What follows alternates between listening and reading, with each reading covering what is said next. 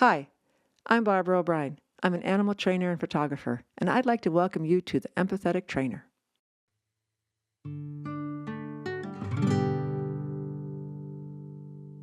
Hello, this is Barbara O'Brien, and you're listening to The Empathetic Trainer podcast. Today's guest is Grace Olson. Grace is a therapist, author, and animal lover. She's written the best-selling book, The Yard, a book called The Farm, and she just published her first children's book called Merlin Finds His Magic. Grace Olson assists terminally ill people to find inner peace in their true infinite self. She's assisted by her horses and her sheep. She's been a qualified bodywork therapist for almost 30 years and is also an ILM level certified coach. Okay. Hello, Grace. Hi. We're so glad to have you here on our podcast today. Boy, we have so many topics to cover. I think, we'll have to have several podcasts just to get through them, but we'll start with some of the first things. One, I'm here in rural Wisconsin, so it's pretty hot today. It's very, very green, very wet. We've had a lot of rain.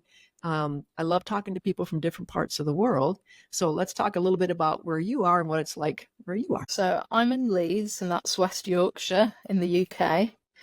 And it's in the middle of, so where I actually live right now here in this house, this is closer to the city.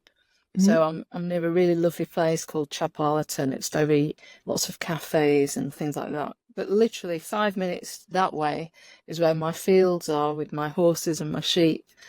And it's just beautiful countryside. So it's Leeds is interesting because you've got city and incredible, the Dales countryside right next to each other. So you can have both. That sounds lovely. Yeah. All of us, certainly my husband and I we love British television. I know that sounds so silly, but we love watching British television and then trying to figure out where the shows are taking place. And Yorkshire certainly comes up in a lot of wonderful television. So it's pretty great. Yorkshire's the most beautiful part of England. Well, I can say that about Wisconsin. It's definitely the most beautiful.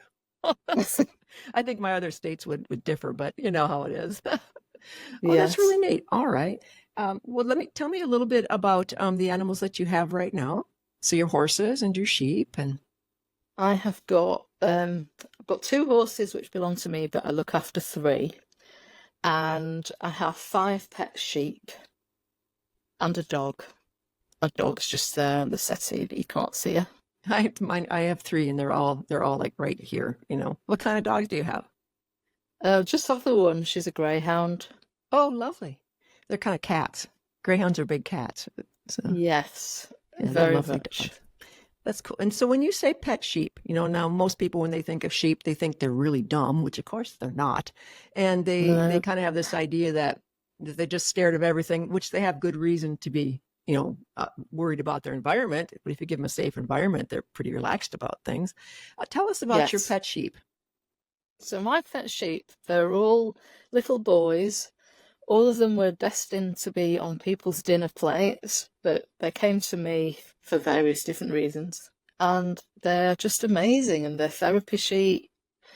And they've been on the television, and they help. I mainly work for people who are terminally ill. So they do a lot of good work making people feel happier in their worst time of their lives. So what is it about sheep that makes them good therapy animals? I mean, I know that I go sit with mine, and I sit with them, and our heart rates start to match, and I relax and I get calm. But most people don't have that opportunity. So what made you decide, sheep could probably work really well to help people? Please tell me how that started, what that story is about. Well, it was an accident. So the first sheep that I got were a pair called Bambi and Merlin. And so what happened was I was doing a therapy session for this lady. She was so depressed. It was awful. And so the therapy session was with my horses because I do equine-assisted coaching. And then out of the corner of my eye, I could see Merlin. And it's bit of soap. And I just know you would have been saying, I can do that better than those horses. And he just walked up and he pushed himself into the woman. And so she bent down to cuddle him, and she laughed, and she hadn't laughed for a year because she was extremely depressed. She wasn't terminally ill. She had other problems.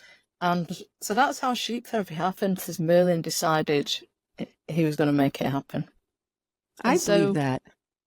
yeah, they're so wise. But they know how to be with each person, I've noticed, because with some people, they can be a bit rough. You know, they're a bit headbussy, but not massive, just having a laugh.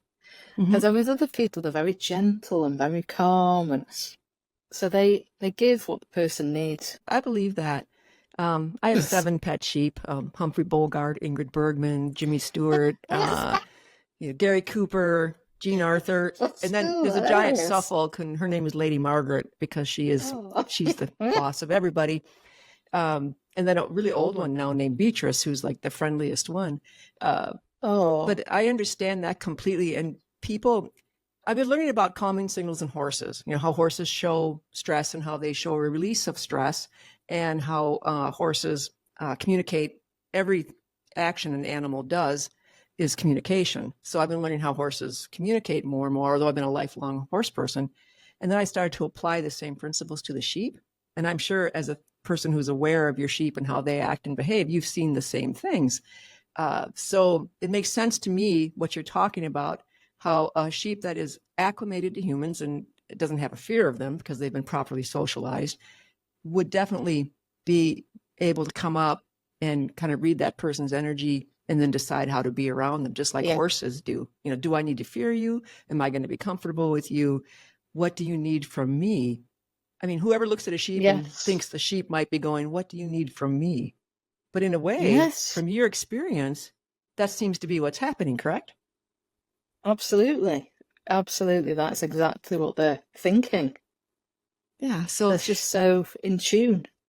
Well, I noticed that horses will lick their lips when they're regulating themselves again, and that had to do with blood flow rushing to their muzzle from stress, and then the release of stress makes them want to lick their lips and salivatate and things like this. Salivatate, can't think of the word. But I never thought about it until I started studying it, and the sheep do the same thing. So when something scares them and then they regulate again, like, oh, we're okay, they lick and chew just like a horse.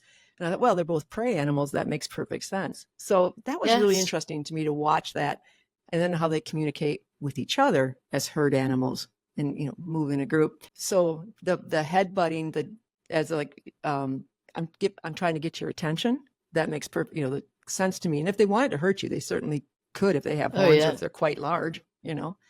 But they are massive. Sounds like your sheep are so acclimated and probably just wonderful souls. They are very special souls. Yeah. One more thing about the lipping, though. Lipping. Okay, start over again. Lip licking. I noticed it in chickens.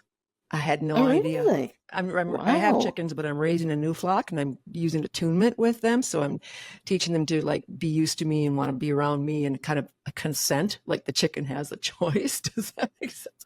That's great. And when they get nervous and something happens, the chickens do the same thing. And I didn't know birds. I haven't studied birds at all. So got to talk to a chicken person about that one someday. Yes. But all kinds of mammals and birds probably can work as therapy animals if we let them. Absolutely. Definitely. So how does it work with horses when you say you're a coach with horses? How does that work? So that was in the ILM coaching course that I did. They included ILM, just so that people don't know what that means. It's International Leadership and Mentoring. It's an English certification for coaching. Okay. Oh, sorry, the Institute of Leadership and Mentoring. So part of that course was learning horse body language in relationship to somebody having therapy. So somebody, say, is there with the horse, and the horse basically helps you to see what the person isn't saying through their reaction to the person, not necessarily mirroring the person, but just reacting to the person. Can you give us an example? Of a story that anonymous, but can you give us an example of what you mean by that, so that if you're not a horse person, you have kind of an understanding? So one of the most remarkable sessions I ever had was this lady came for some coaching. She is an artist and has a lot of self-doubt. And she'd also been very badly bullied by her husband, and she'd been bullied at school. So she had a history of just very low self-esteem. And so to build up her self-esteem, I set up an obstacle course in our little school, and I invited her to go around it with our most chilled out, wonderful, lovely horse, who's a really old man. He's in my books, this particular horse. And he is usually the most kind, chilled out, easy to be with animal. And yet, with her, he kept bashing her, pushing her out of the way. He was behaving like I'd never ever seen him behave like that ever. And so that's what brought out of her because I didn't know she'd had this history of the whole history. I just knew she had low self-esteem at that point. Mm-hmm. But he showed me she has no boundaries, nothing. So he couldn't respect her as a leader, and he couldn't allow her to take him around this obstacle course because she didn't have faith in herself. And he was showing that up by bashing her and being able to bash her. And I had to step in because he was going to literally walk over her.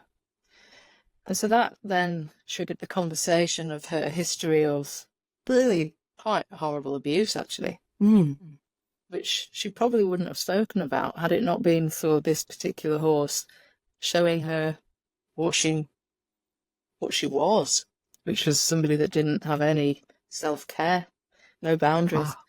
Wow. So over time, was it helpful for her to work with him? Yeah, it made her think differently about herself. And yeah, she's now quite a prolific artist, she's selling more because she values herself more, and she's in a much better relationship now. She's remarried and her life's different. Well, horses can do that for sure, all animals, but horses are really a special gift that way. Oh, never mind the cat there, just... That's brilliant. Yeah, that's Willow. That's our latest cat who just came to live with us, and she's pregnant. So we don't do kittens, but this will be the first time in a very long time we're gonna have a litter because that's how she showed up. Anyway, yeah, she's telling me obviously you're not paying attention to me, and I need something right now. But, and there she goes. All right. So when you talked a little bit about terminally ill people or people that are facing crisis like that, how do you find the horses and sheep help them cope? I mean, it's got to be a terrible place to know that your life is going to end sooner than you would want, for sure, and you know about it. Yes. So what I try to do is help them realize that knowing that they have a terminal illness is actually the best gift that they could have, because we are all going to die, and it's better to prepare now, really. So the horses or the sheep, because I allow the horses and the sheep, they're living free. I don't force any of them to be involved. They choose. So whichever animal comes into the session, the key is mainly I have to listen first to the person, because not everybody's ready for deep spiritual revelations. But for those that are, then the deepest work I can offer them is the opportunity to realise that beyond our limited sense of self and our using our senses, we are infinite beings. We're more than this smallness. And knowing that you are dying is an opportunity to acquaint yourself with what you really are, so that when you leave your body and leave everything here behind, you'll be more comfortable. Not everybody's ready for that sort of thing, but it is possible to gain that with horses and sheep. Do you find that the horses and the sheep know that the person is ill?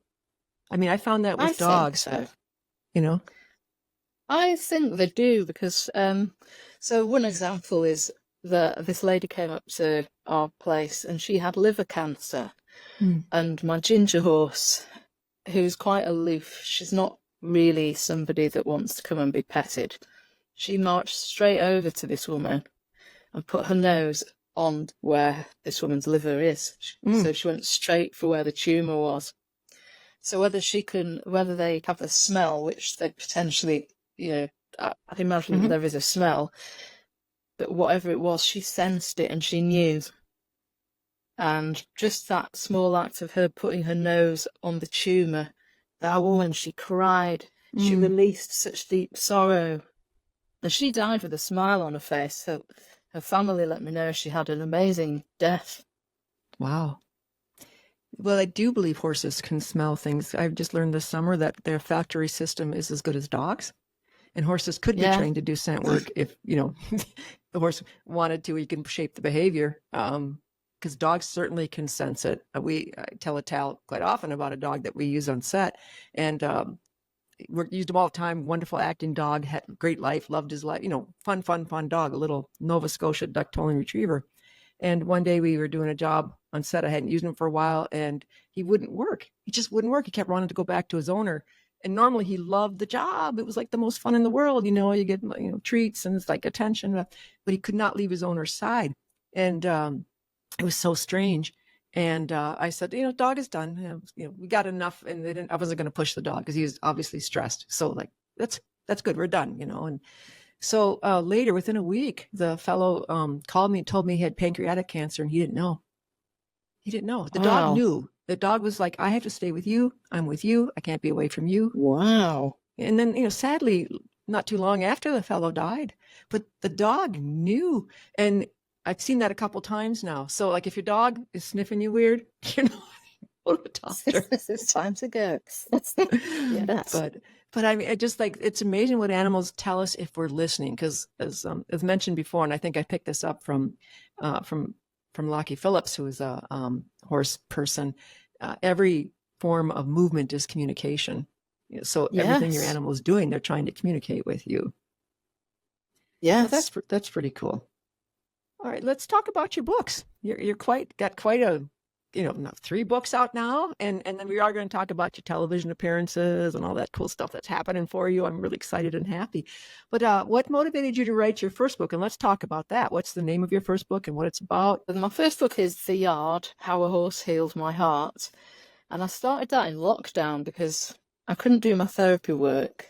I had nothing to do. And I wanted to do something to help people feel better. So I went on Facebook, and there's loads of horsey Facebook groups. So on one particular Facebook group, I just wrote this little story of this quite cheeky old horse that I've been looking after. She was a really funny horse. And it got so many likes and comments that made me think, I can do more of this. So then somebody suggested, why don't you set up your own Facebook page? So I did that. And so I decided every week I'm going to write a short story of how I had got back into riding as an adult. Because I was riding as a child, then I had a break, and then I got back to it as an adult. And it was just it became so popular. It was unbelievable. Wow. It was like the stuff of dreams. People would send me messages saying, I look forward to your little story every week. It's keeping me going. And, I was getting hundreds and hundreds and hundreds, literally, of messages. That's fantastic. It was wow. It made me cry. Like every day there'd be you touched the nerve. Messages. People related, obviously. You were living an experience that they could relate to. Yes, it was just wow. So then I thought, well, why don't I write a book? Yeah. So I wrote the book. And you figured out a way to get it published and distributed? Because that's incredibly hard. It was so hard. It was so depressing. Oh my goodness. Because obviously you have expectations, don't you? There I was thinking, well, it's so popular on Facebook. It'll just get published. So I wanted it to be really good. So I worked with the top editors in the UK. Oh, that's great. That worked. Yeah, they all worked at like Random House, Penguin, and the top They were the top. Oh, I'm familiar. Yep. I mean, with So, Penguin and Random House, but so it was hard work working with an editor, but they really helped me to get the book into a very, very good shape. So then it was ready to submit to agents, and oh, the first rejection, it was like a knife in my heart. And I was shocked because I honestly was thinking, but why not? Why do you not want my book? well, yeah, And you have a story that resonates with so many people, especially, when I was working with Penguin and Random House, it was like, how big is your social media? How big is your following? Like that was really, really important, right? And it seems to me like you had this yes, huge following, all this support, da da da da. It seems yeah, strange that they so I would have didn't turned get you it, and down. they're saying, yeah, they were saying that it's just not interesting enough. Well, Um, they're not horse and people. so, well, that's what I thought. So I thought, right, I'll approach somebody else. So basically, I approached 20 different agents and got rejections from all of them. And it Wow, was perseverance. oh my God, it was so depressing. And but I was sharing all of this on Facebook because, as well as posting my stories, I was posting about myself. Yeah. So everybody was saying, just keep going, ignore them. And then somebody said, why don't you self-publish? And it was like a light bulb, and I thought, well, yeah, why not? Right. And so it was just absolute pure luck that I heard about the company that I've self-published with. They're called the Self-Publishing Partnership. All of them used to work for, again, like Penguin Mm-hmm. and, the top. So Yeah. they've worked in the industry. They're a group of old men, and they are absolutely brilliant. The most fabulous. Like, I don't know if you've ever seen the English program, Last of the Summer Wine. That's Okay. what I sort of think they're like that. They're just lovely, and they know the business. Mm-hmm. So they produced the book for me, and because I already had such a big following on Facebook, and I have actually learned advertising years ago, so I knew how Mm-hmm. to market myself. Oh, that's the key, isn't it? But that's great. Oh yeah. So the book just flew. I mean, the book sold out on the day of publishing. Yeah, the day of publishing, it sold out. We had to do an emergency print run the same day. How encouraging for people who want to get the story out there. Yes, That's yeah. fabulous. I actually have a book. Self-publish. I actually have a book that was published in 2014 by Penguin Random House. That's why I thought it was funny you brought it up. And it's a photo book called Dog Face, and it's dog portraits. There's no text except their names, so not a writer. It sold some, but they lost money on me, Right.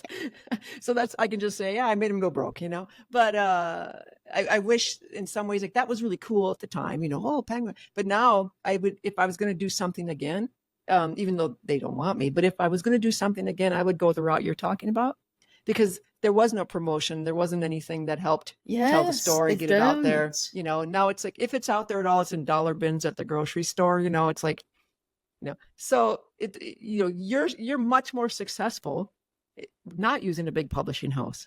So maybe that was a good thing. Yeah. I definitely think so, because unless you're lucky, they cannot possibly put a load of effort into every single person that they publish. Mm-hmm. It's not physically possible. So you have to, even if you're published with somebody, you still have to put in 50 ton of effort. And I just think they're taking such a massive chunk of your money. Yeah, sure. It's just not fair. So this way is brilliant. That was your first book. That's pretty cool. So then what book came after that? So after that was actually the children's book, Merlin Finds His Magic, because I was procrastinating editing the next big book, which is The Farm, My Journey Deepens. That came out a few weeks ago in June. Mm-hmm. Yep. And that's the follow-on from The Yard. Okay. That was amazing. I wrote The Yard, and then loads of people were asking for a sequel. I mean, how many people get that? So now, obviously, you've got something that is resonating, that's important to share. I mean, because people aren't going to care about it if they didn't relate to it and, gain something from it. So you are offering a gift to people through your books. That's what I feel. It's part of my service. My therapy, because the books are very comical. They're very similar in nature to like James Herriot, Bill Bryson, Gerald Durrell. The comedies, first and foremost, but they do have a very deep theme, and they are helpful for people to transform their own lives. So for me, it's just an extension of my therapy work, these books. That's great. What a gift. Appreciate that. Let's talk a little bit more about the children's book. How did that go about getting it illustrated? The covers of your other books, the artist that did the covers of The Yard and the Farm, they're just incredibly beautiful. She's and amazing. the artwork on Merlin is really fun. So how did they pull all that together? Because that children's books have to be concise, and aren't they a certain number of pages? And it's like a whole thing, right? Yes, I had no idea. I thought, oh yeah, I'll just write a children's book. It'll be really easy. I think it's harder, much harder. It is. It's really hard because you're right. You have to fit into a certain age bracket, and that certain age bracket needs a certain amount of words and a certain amount of illustrations. Whereas with a novel, you can just go on and on as long as you like. But you have to be really regimented. So I worked with an editor who is herself a very successful children's author, and she also works for, I can't remember which, but she's a top editor. So she absolutely whipped me into shape. But finally it all got together, and it's been well loved by adults as well as children. Oh, that's neat. That's neat. Yeah. So let's go back a little bit, because I forgot to ask this in the beginning. I usually ask in the beginning, how'd this all get started? Like, what made you wake up as a little kid and go, my mission is to help people through animals?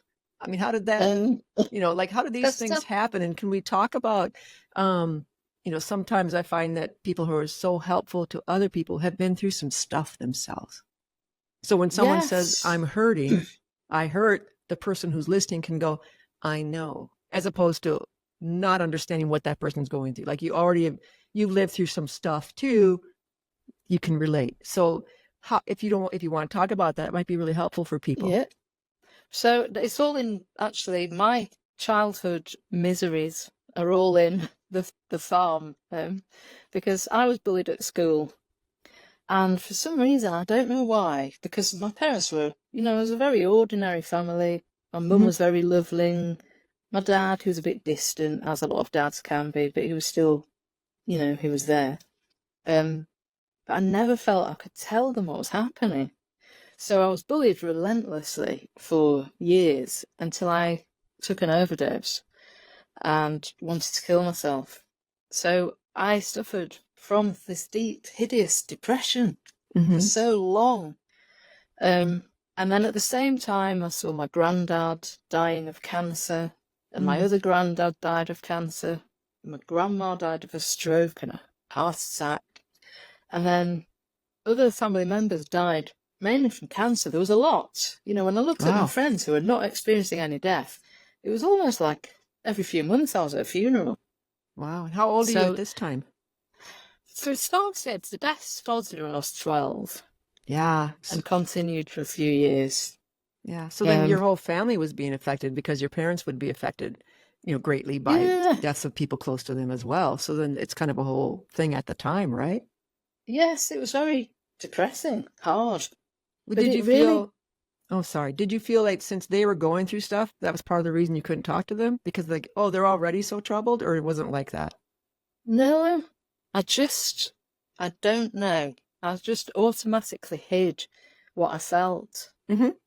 And so what I'm hoping is that in my book, if there are any other parents who have lost a child to suicide, I hope that they will see it's not their fault. Because sometimes, I couldn't tell my parents, but I could have done.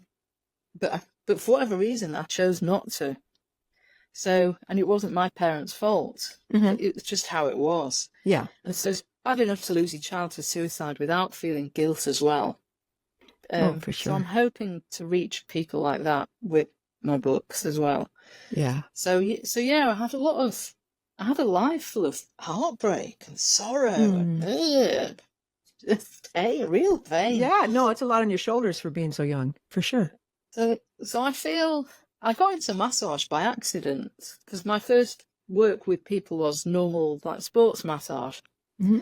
And then that grew because I learned a particular type of massage that is appropriate for somebody with cancer. So I then got work in nursing homes and via hospital referrals. And so then my work just grew naturally to supporting people who are dying. And because I've seen a lot of death and felt a lot of fear and sadness, Mm-hmm. I'd been set up to, this is my sole purpose. Wow. Wow. How old are you at that point when you figured out that this is something I can help people with? Well, I started my massage work in my early 20s, and I think it was late 20s, 30, that I realised where my work was going. And then now I'm 50, I feel it's growing even more into a more spiritual way, because before it was all very physical, getting rid of excess fluid, boosting their immune system, helping them very practically with their chemo and everything. But now, having gone through more of a spiritual journey myself, I'm learning more about the fact that any moment now, any moment, I have to be ready. I could die like that. I have to accept that this body is just a vehicle and it can stop at any time. And it's about finding that inner peace to know that you can drop your body and continue. And I want to help people who are in that stage of fear, oh, I'm dying, to go beyond that fear and find peace, because beyond our personalities and beyond our I want this or I'm afraid of that or what you think and your likes and your dislikes, beyond all that piffle rubbish, there is this stillness, and it's permanently still and it's permanently there, and we all are it and we all can be it, so that when our life ends, which it is going to, that's the only thing guaranteed, you can go with peace, and whilst you're still alive, live in a much more peaceful way. Well, that's where the animals can come in. The animals can help find the stillness, and being in nature, I feel our disconnect from nature is so sad. I'm so blessed to live where I live. I'm surrounded by countryside, and I have to go to the city for work. It's like 75 miles away. So when we go in to do the animal actors and stuff, to drive into a city and, concrete and buildings and people and noise, and we go do the job and it's all great. But by the time we come back and we cross back into Wisconsin from Minnesota, and we get into the rural, we're back into the rural, I just feel myself go, because, and then so I understand how animals, like with horses, when you're trying to get in attunement with them, it's letting go and getting into a place of quiet stillness so the horse can be congruent. So what you're saying and trying to be matches what your body's actually doing. And so getting to that place of stillness and calmness is great. It's hard for someone who's like a border collie with me, and like to sit still and not have the this. I'm learning that from my horses more than I ever did before. And and learning how to breathe, the body work you talk about, things like that. I think that hopefully people are getting more information about how to get there, how to get to that peaceful stillness if they want it. And then to touch back on the suicide that you went through, we've had our own brushes with it, and our people that are close to me, and at the time, and everyone is okay. So this was years ago, and everybody's okay that was in my circles. I'm really grateful.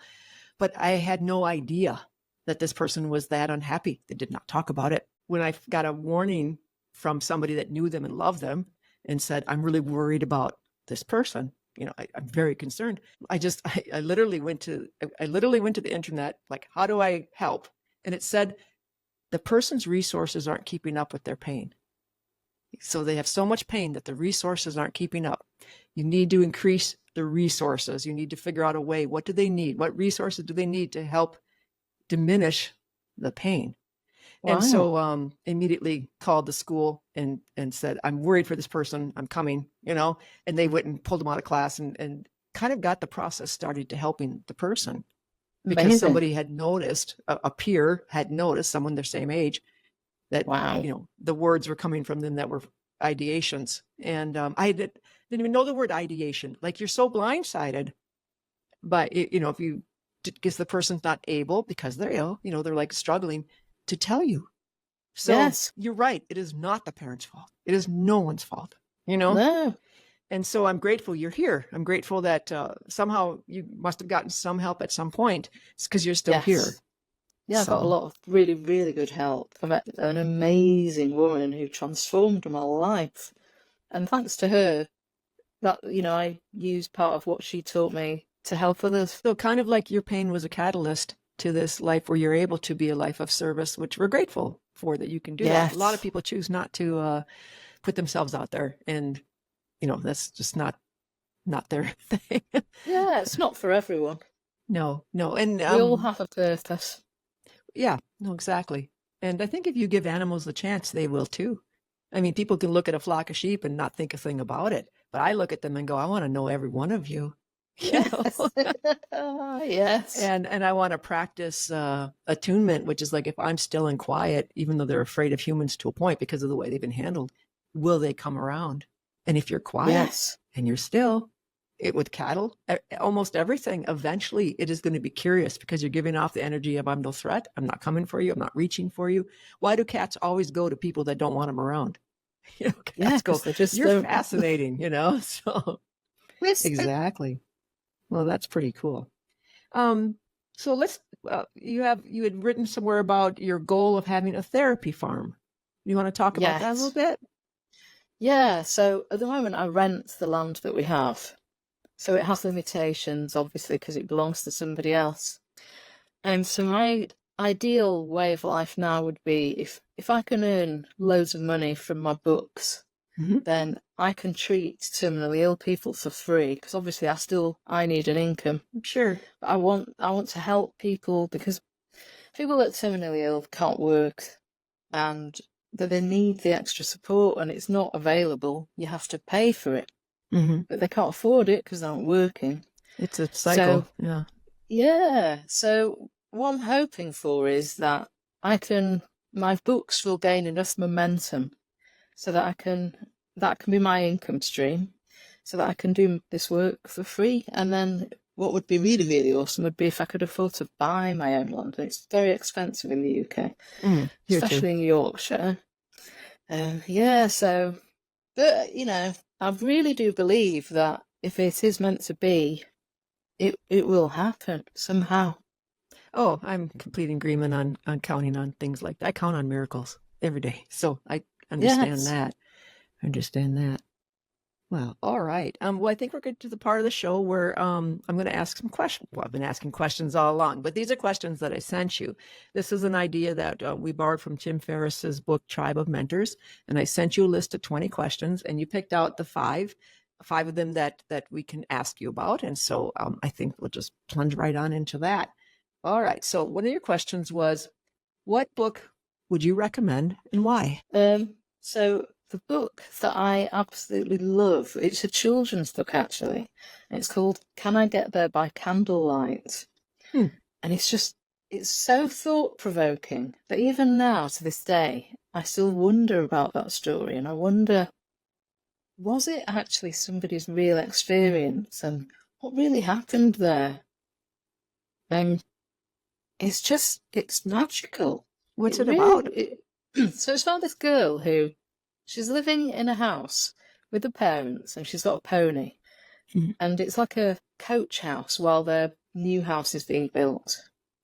So she goes riding on her pony. She goes through like the estate, and she ends up going through like a portal, I suppose, and she ends up back in time with, so the old house that's all crumbling and that's actually, it isn't really there anymore, is in its full glory, and she meets this young girl that lived there at the time, and they just build up this friendship, and then every night she goes back home to her real time. Wow. And I don't want to ruin the story because it has such a shocking ending, but Well, what's the it title is again, wild.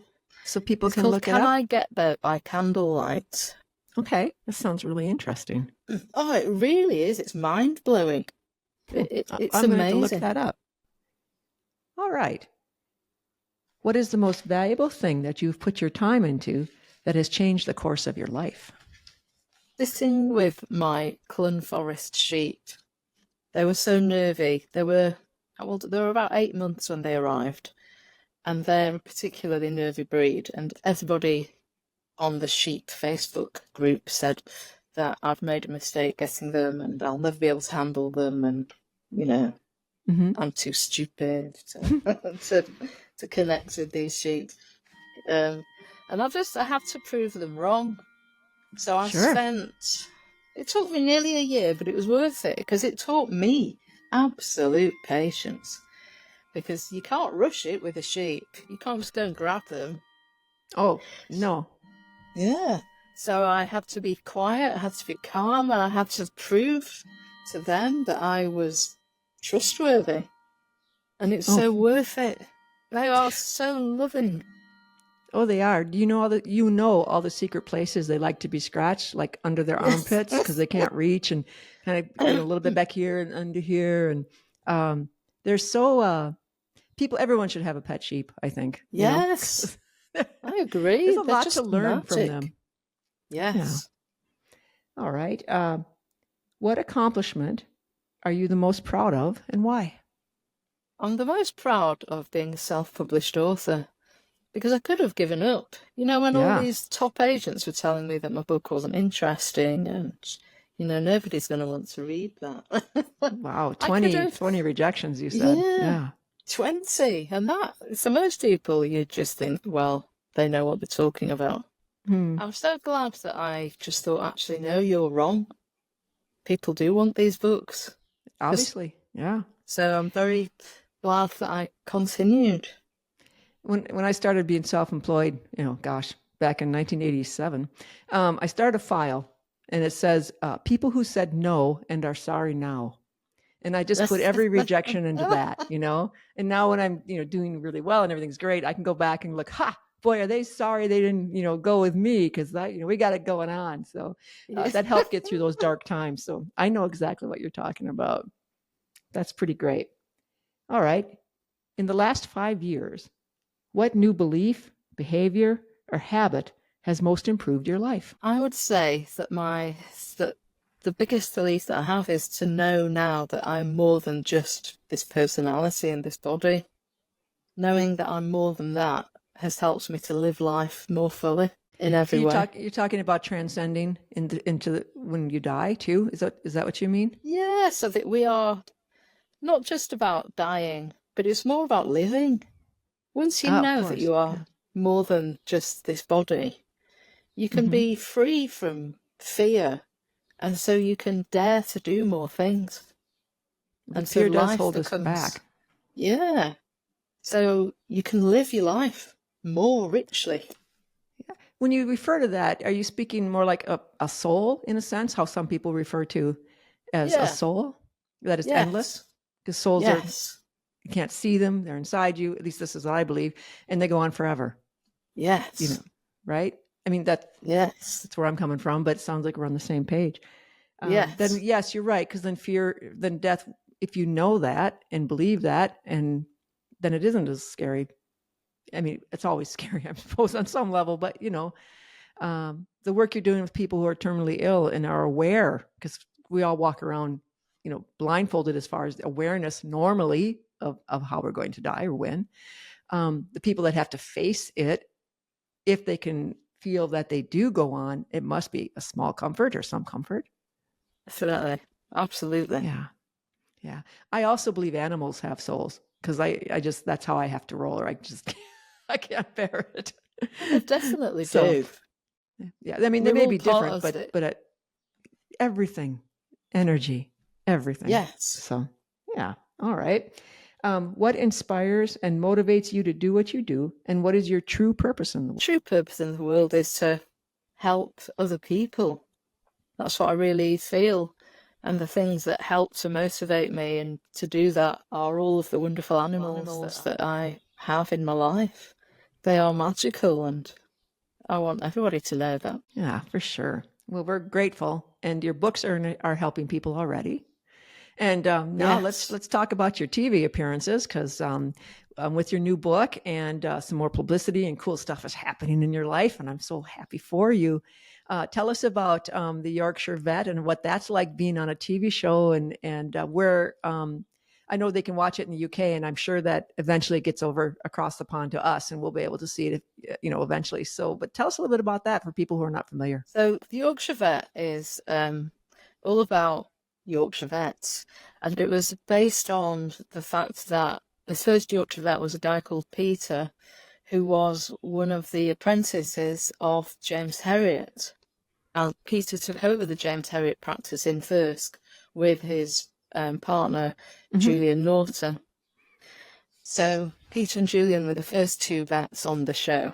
And it's all lovely, heartwarming. It's all about helping different farm animals and helping domestic pets. So you get to see all the different people that own the pets, as well as seeing the pets help the animals. Oh, what a legacy they're carrying on, because everyone knows All Creatures Great and Small. And now that PBS has the series out for the new generation, which we all love and watched and relate to. So it must be quite exciting to be part of that legacy. It is. It's just incredible. It really is. And what I love about my bits is that because my bits are a bit unusual with my sheep being therapy animals, they're not just your standard farm sheep. So people are seeing Julian the vet experience sheep in a different way as well. And nice. So he's been very open-minded. He loves seeing the sheep. He loves to see that you can cuddle them, and he's done a meditation with them. So it's brilliant fun. We were filming today, actually, this morning. And it is great fun. Although you have to keep repeating things, so that's quite comical. You'll say something, and the camera woman, she'll say, "Can you just say that again? But can you just move your head over to that side?" Yeah, the lighting, is show business. Yeah. So by the it. time you've said it about 50 times, it feel like acting. Oh yeah. Well, it does with my bits, because my bits are not like emergency cases. When they're out there filming emergency cases, they can't repeat it. Obviously, it is as it is. But when Julian comes to my place and is with my sheep, they've got the luxury of being able to get everything perfect. So we have conversations over and over. So it's like, I find it quite funny whenever I see Julian on our own without a camera. It feels weird to just have a conversation and not repeat it several times. That's really odd.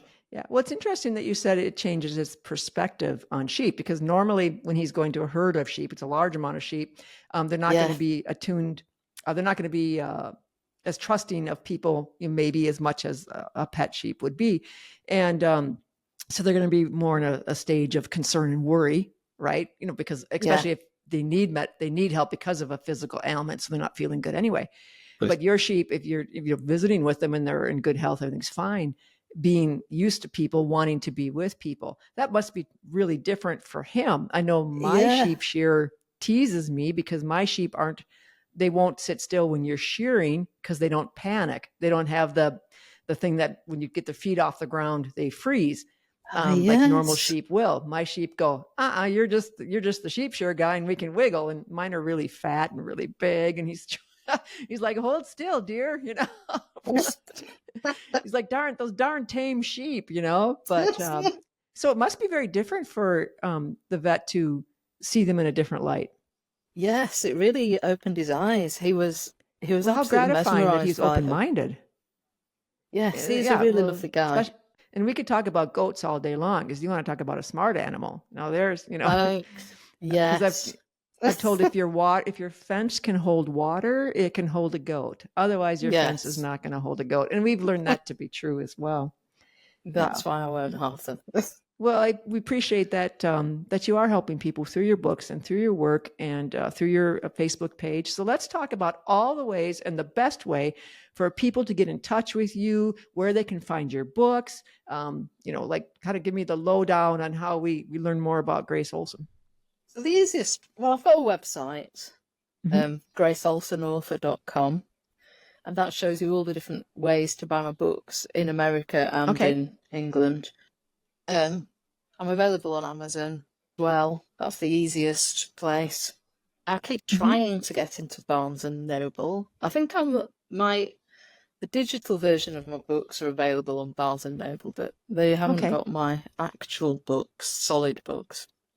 And Facebook really is the easiest place to keep up with all of my lovely sheep videos, and I do a lot of singing with my sheep. Oh, I actually, just that's animals do like it when you sing because the way you're I love breathing, it. it's a regulated Uh-huh. breathing and it's a calmness. So yes, there's the sound, but it's also when you're singing, you're usually not agitated. At least most people, maybe some Uh-huh. angry rock, but usually you're not agitated, right? Usually when you're singing, there's kind of a happiness or some good feeling coming from it, you know. Yes. And I so hadn't thought of it through that I do angle. think that. Well, that's my own opinion. I don't think it's scientific, but I sing to my sheep, so I know what you're talking about. So, I don't know if they like it, but they come around. So, Yeah, they love but it. They love a good okay. sing song. So we'll have all of your links and social media information on the show notes for the empathetic training, of course. But Brilliant. best way is either through Facebook or Grace On my Olson website. author. Yeah, graceolsonauthor.com. Okay. Well, this has been delightful. Finding another person who understands how obsessed I am with my sheep and how much I love them Totally gets is it. good for my heart. And I appreciate you talking about how help is out there if someone is feeling really, really depressed. There are places where you can, wherever you live, hopefully, to find someone who's using animals as a form of therapy.